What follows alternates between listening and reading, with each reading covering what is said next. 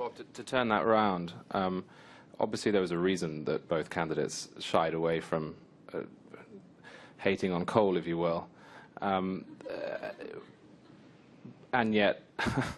well, both candidates also were very strongly supportive of ethanol specifically, renewable fuels generally, and the renewable fuel standard.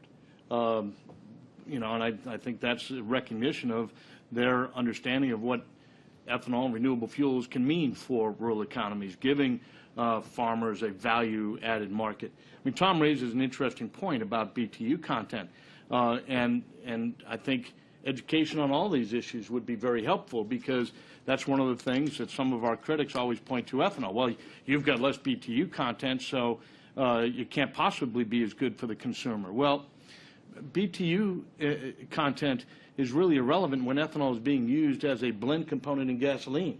A DOE report that was released a few months ago concluded that the actual value to ethanol to a refiner was 110% of the price of a barrel of oil because of its octane value.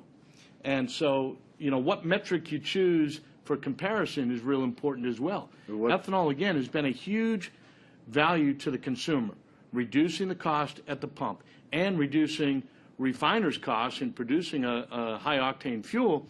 And yet, even though the economics would suggest refiners should be maximizing ethanol use, they are doing everything they possibly can to minimize ethanol use, because they see their economic future exclusively in hydrocarbons and petroleum. And there's just no interest in a product that they do not produce and they do not control.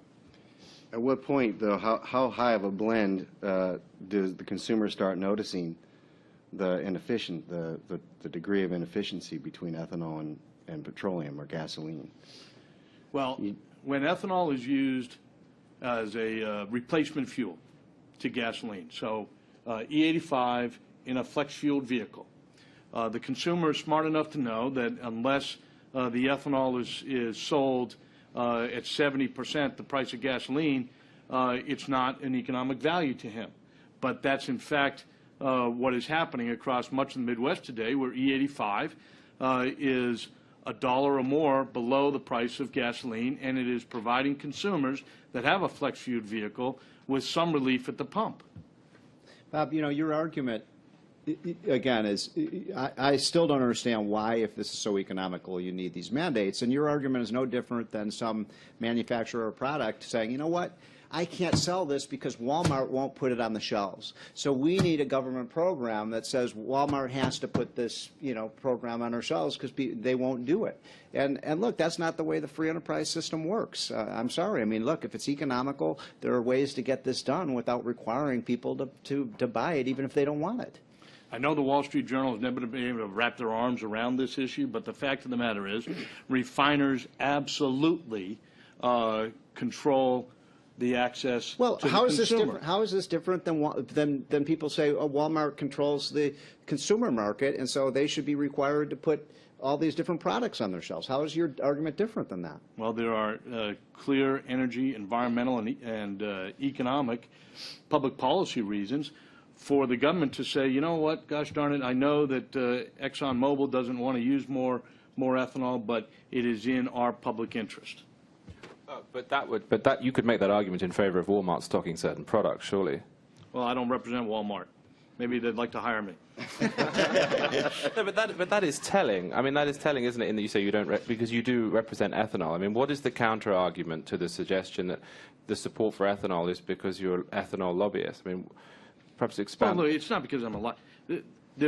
We've revitalized rural America as a consequence of this. You know, for years, farmers were having to produce corn below the price that they would get in the marketplace. And the government was making up for that difference with farm program costs and LDP payments. And I think Congress rightly understood that that was not sustainable, and they wanted the farmer to get more of its income from the marketplace. And so they created programs that would provide a value-added market for that grain, and it has been extraordinarily successful. And so today, the United States Congress is able to contemplate a farm program that is significantly different and much less expensive than they were a decade ago. And that should be something that, you know, Steve, you probably support and should recognize that were it not for the value-added markets that have been created through these kind of programs, our farm program costs would be significantly more.